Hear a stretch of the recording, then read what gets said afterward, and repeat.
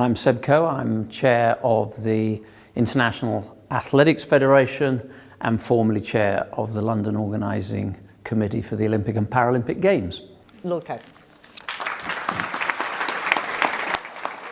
My first career was in international athletics. It then went into politics, which was a long and abiding interest. And then I guess the athletics and the sport came together in the perfect storm as the chair, first of all, of the bid for the London Olympic and Paralympic Games, and then as chair of the organising committee, and then in a very big way around the challenges of turning around a sport that had really suffered some very big and damaging reputational issues. I talk about the legacy, I talk about the vision, I talk about the challenges of pulling together a project management, which the Games is, that is probably more challenging and more inordinately complex than any project management that a city under normal circumstances undertakes.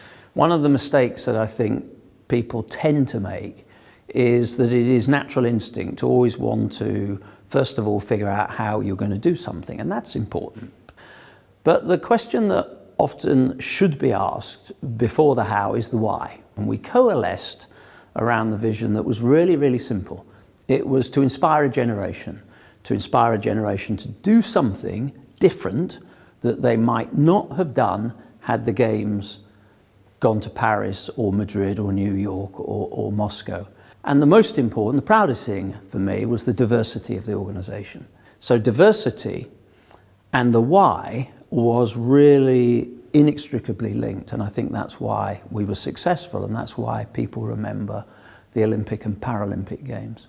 It probably in microcosm started in my own athletics background. I worked with 5 or 6 very dedicated people, but I just knew that I had to create the same spirit that was created amongst those 5 people who spent all their waking hours and a large part of their sleeping hours trying to figure out how to make me the fastest 2-lap runner of all time.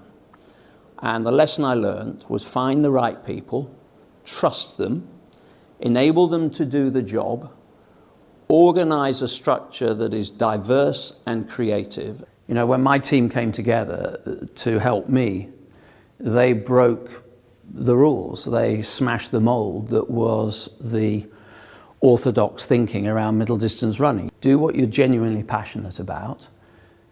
Occasionally be risk averse, because there's always that voice saying to you, you can't really do that. And actually on most occasions you probably can. And don't ever decide you can't do something because somebody tells you it's never been done before. That for me is always the greatest motivation.